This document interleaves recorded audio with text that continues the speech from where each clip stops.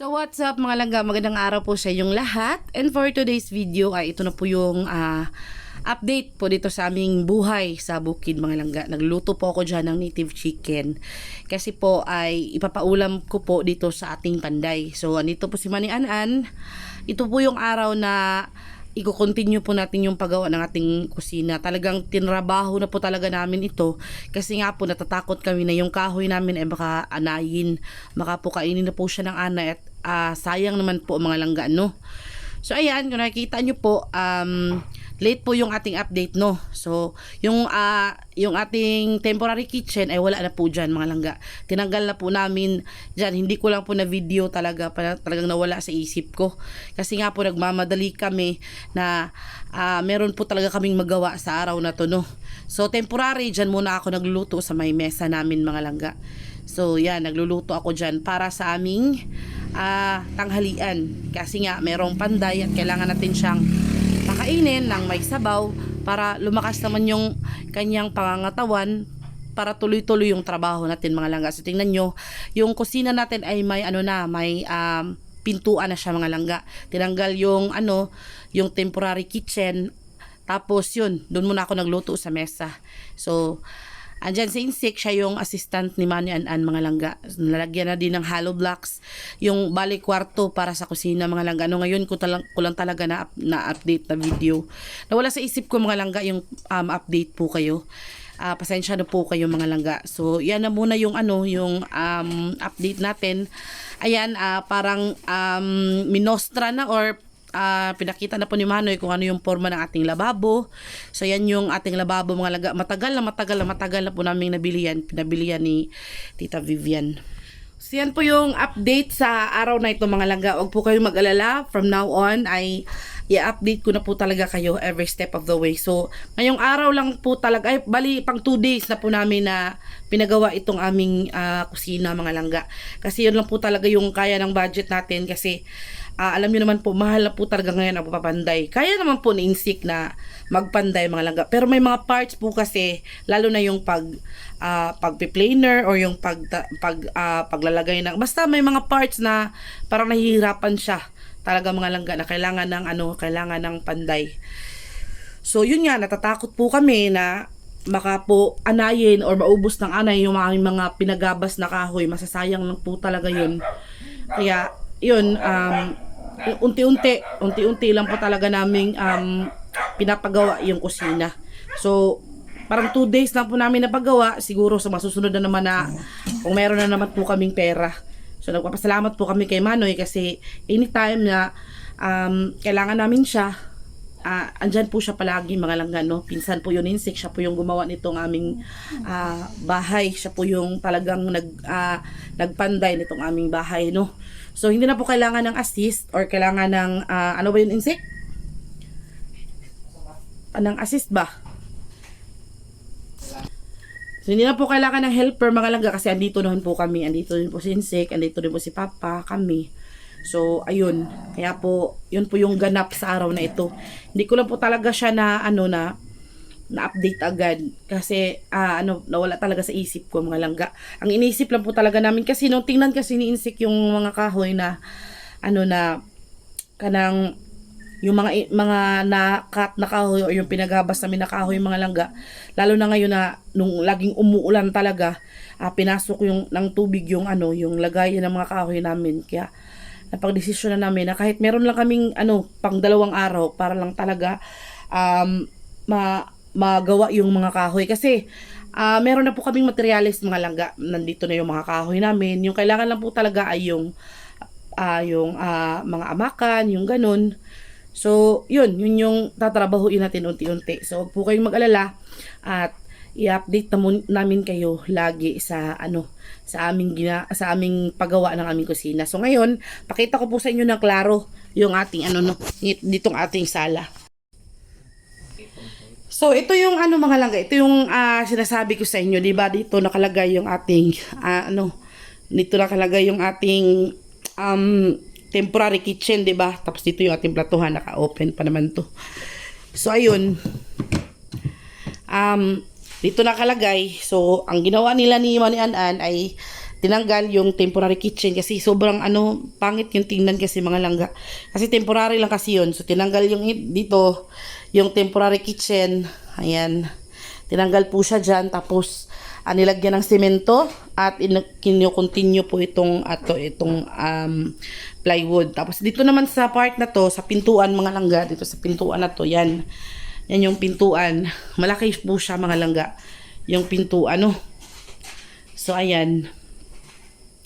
Hindi ko po na video ng maayos yung paggawa ganina ng bahay kasi parang naiilang po kasi si Manoy na gumagawa siya tapos binivideohan ba. Pero wag po kayong mag-alala na magvi-video po tayo sa mga susunod na gawa. Pero parang lang po yata, hindi pa po muna tayo makaka-continue, no? Ang importante ay nagawa na po yung mga yung mga kahoy ay nagamit na. So gaya nito, nagamit na po siya bilang pintuan. So yan. Ginawa po siya pintuan. Iba naman po siya dito sa pintuan na to. Kasi ito tabla to mga langga eh. Itong main door namin. Tabla to siya. Tabla. So mahirap po siyang masira talaga. Kasi sobrang tibay. So pero ito matibay na din naman po siya. Kasi ito kahoy ito. Tapos ito lang na yung yung plywood. So plywood siya. Yan plywood dito. Yan, plywood siya dyan mga langga, no? So, plywood siya mga langga. So, ayan. At ang plano naman po namin mga langga, baka nagtatanong kayo, dito po ay TV. Tapos, basta maklaro po yan mga langga kapag matapos na yung kusina. Tapos itong sala set na to, dito pa rin to. Tatanggalin yung papag na yan. Ilalabas yan mga langga, yung papag. Tapos itong mga sala set, ito lang po yung ilalagay dito sa sala.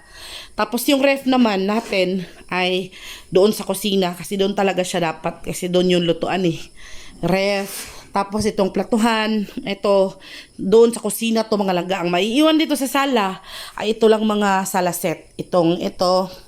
Tapos yung upuan na nandyan sa yan ang upuan na yan dito yan ilalagay dito sa sala. Tapos itong mga single seater na to, ipipintura namin ulit yan mga langga. I-repaint namin kasi parang nangingitim po siya Ayan kasi sabi ni yung kasi siya kanang medyo bata pa ba o nga na insect?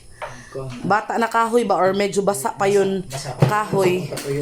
Oo, basa yung kahoy tapos pininturahan na nila agad.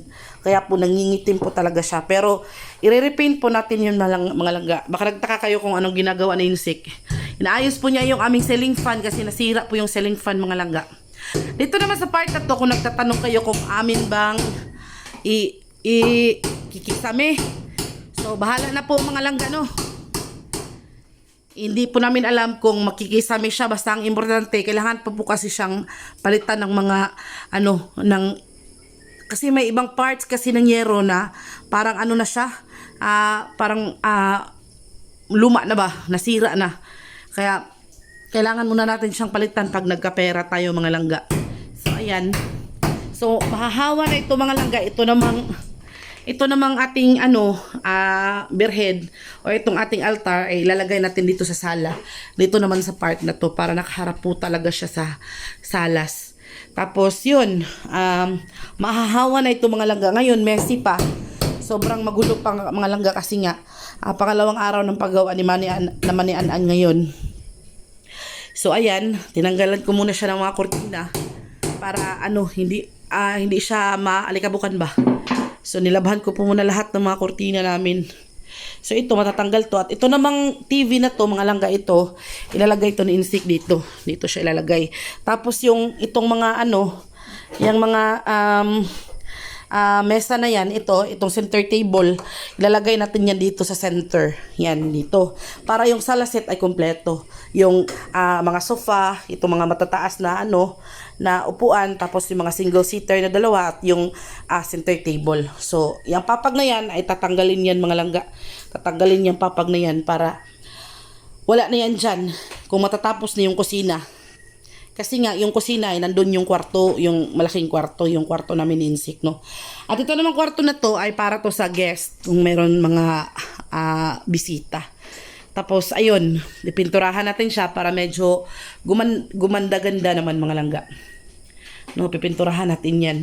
Itong platuhan, bala ko kung magkapera kami mga langga, bibili ako ng bago kasi medyo matagal na po talaga ito mga langga, itong aming mga platuhan. Ito, matagal na po ito. Ano pa ito, insik, no? Parang nasa syudad pa tayo, no? Nasa syudad pa kami nito, ilang taon na tayo dito. So medyo matagal-tagal na po talaga, kaya medyo ano na yan, iba na yung kulay niya mga langga, kahit anong linis ko dyan, nangingitim na talaga siya. Kasi nga may katagalan na.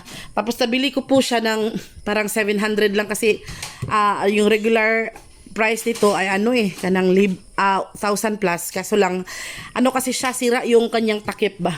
Yung kanyang takip sa ibabaw, sira. Kaya medyo mura, nakuha ko po siya ng 700 lang. So ayan, ma-organize na po natin ito kapag tapos na po ang ating kusina, no.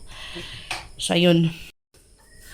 So yun yung update mga langga sa ating bahay. So patikim muna mga langga. Huwag po kayong mag-alala at every step of the way mag-update po ako. So sa ngayon parang hindi po muna namin papabalikin si Manoy kasi yung budget namin ay pang 2 days lang po talaga. Alam nyo naman na siniguro lang po talaga namin na magamit yung mga kahoy ba, ma-planer siya, magamit siya sa tamang gamitan. Tapos maglalaan po ko ng araw mga langga na na ipapakita ko sa inyo yung buong kusina talaga kapag medyo tapos na. Pero sa ngayon, yun lang muna, patikim muna mga langga. Ang importante malaman ninyo na ginagawa na po ng paunti-unti yung ating kusina mga langga. Kasi plano po talaga namin na kapag matapos na itong kusina, matapos na itong bahay, kahit wala siyang kisame, kahit ganyan lang mga langga, importante matapos ng kusina at parang mabilong yung CR sa bahay. Kasi minsan natatakot po kung lumabas mga langga, kasi kapag nagsi-CR po ako, kailangan ko po talagang lumabas muna kasi nandun sa labas yung CR, hindi pa kasi siya nadugtong. Pero kapag natapos na po siya mga langga, madugtong na siya, malalagyan na siya ng pader, yung ganun. Basta i-update ko po kayo sa lahat sa paggawa. Ngayon po ay yun muna, patikim po muna tayo ngayon mga langga, kasi ang importante ay nakita nyo yung plano talaga namin. So yung plano ay kapag matapos na yung ating mga langga, yung ating kusina at matapos na itong bahay paunti-unti, pangarap ko talaga na mapablessingan sa pari ba yung ating bahay, no, para kahit papano ma-bless din tayo kay Lord kasi binibless natin yung bahay. Maganda kasi yung bahay na may blessing mga langga. So ito namang bahay na ito nung paglipat namin ay hindi po siya napabless kasi hindi pa siya natapos, pero napadasalan naman namin siya. Nalagyan namin ng kanang mga yung mga paniniwala ba na kailangan may bigas, may munggo, may asin, may tubig pagkalipat, yung ganun. Yun yung mga langga, yun yung paniniwala talaga. So wala namang mawawala kung susubukan natin, no. Pampaswerte daw yung ganun.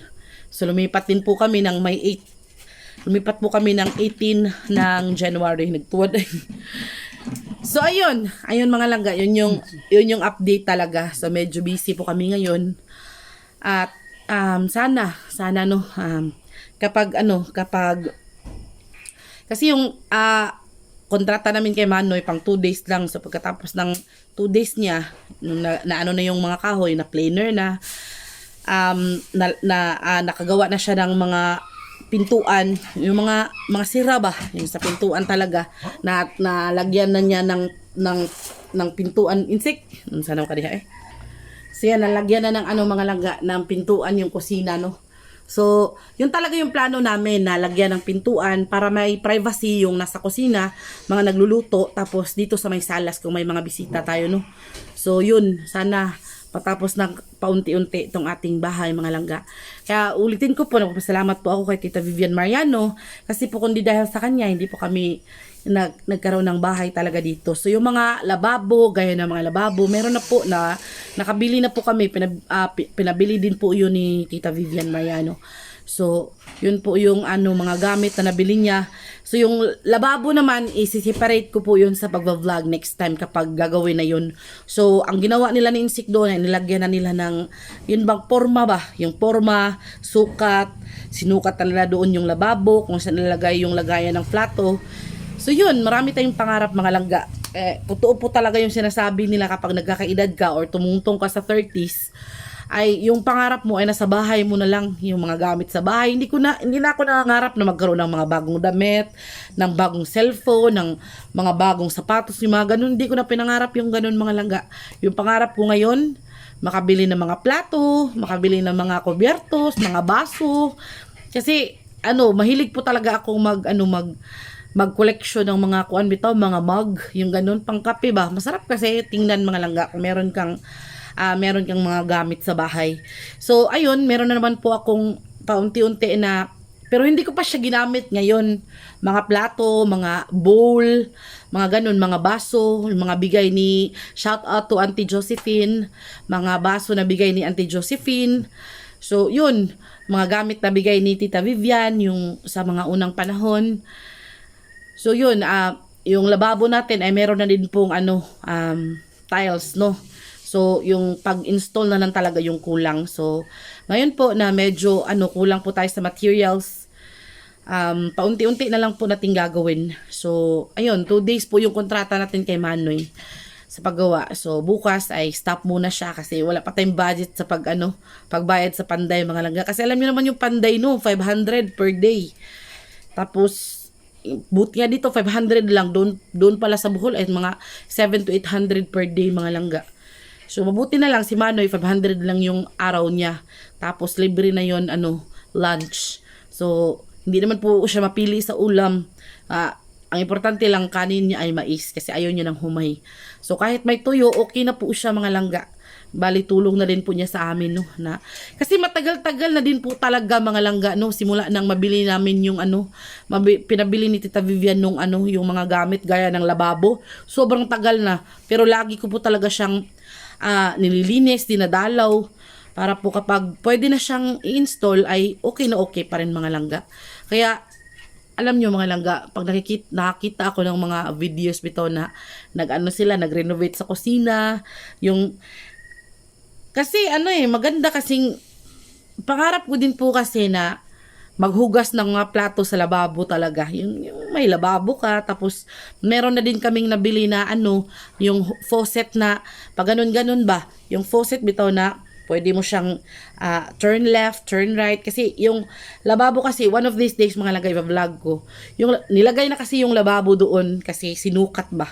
So gusto ko kayong i-surprise sa next time sa mga update doon sa kusina sa mga nagawa. So meron na pong meron pong naiba na doon sa kusina, pero yun, isi-separate video ko po yun mga langga. So sana abangan ninyo. So bukas parang wala si Manoy An-An kasi 2 days lang yung kontrata namin kahapon at saka kanina. So yun, wala siya bukas, baka sa mga susunod mga araw pa kapag makahanap tayo ng ng pangkontrata na naman sa kanya o pambayad na naman sa kanya. Kasi yung sahod kasi niya mga langga, araw-araw pagkatapos ng trabaho, araw-araw po talaga namin ibinibigay. At the end of the day, binibigay po namin yung 500 agad. Kasi ginagamit din po kasi nila yun para sa pamilya niya mga langga. Alam niyo naman dito, sobrang hirap ng buhay. So yun po yung update natin for today. Maraming salamat po. Sana po tulungan niyo po kaming magdasal na sana matapos na talaga yung kusina kasi excited na po talaga ako mga langga. At last na nagamit na yung mga kahoy. Hindi na kami, kasi natatakot ako mga langga na baka anayin talaga. Sa totoo lang, unti-unti na po talaga siyang kasi nabasa na kasi siya ng tubig. So ang sabi ni Manoy baka daw kanang magabok, ba yung magabok sa basta yung madali na lang siyang mabali ba, yung ganun. Kasi mababasa siya ng tubig. So ngayon, na planer na linis na, pwede na lang po ay i-install na lang po yun. So soon, pag magkapera tayo ulit, magkukontrata na naman tayo ni Manny ng mga ilang araw para paunti-unti matatapos. Marami pa pong kailangan gawin. Kailangan pa pong i-flooring. Kailangan pa pong i-flooring yung kusina. Tapos, plano po talaga namin na yung pintuan, di ba, yung pintuan nakaharap dito sa sala, yung pintuan ng CR. So, ililipat ko po yun mga langga. Basta, ipapakita ko po sa inyo sa mga susunod na video yung plano mga langga. So, sa ngayon, yan na lang muna, patikim. And thank you ulit sa mga paabot na kanilang greetings po sa birthday ni Livy, kuya ni Insik. So, thank you sa inyo sa panunood at pagsuporta po sa aming vlog palagi. So, shout out po sa inyong lahat. Mag-ingat po kayo lalo na dyan sa Luzon na patuloy pa rin po ang pag-ulan at pagbaha. So, magdadasal po tayo para sa inyong kaligtasan mga langga. Shout out sa inyo and God bless you mga langga. Mag-ingat po kayong lahat. Mag-ingat po tayong lahat mga langga. I love you all and God bless mga langga. Bye!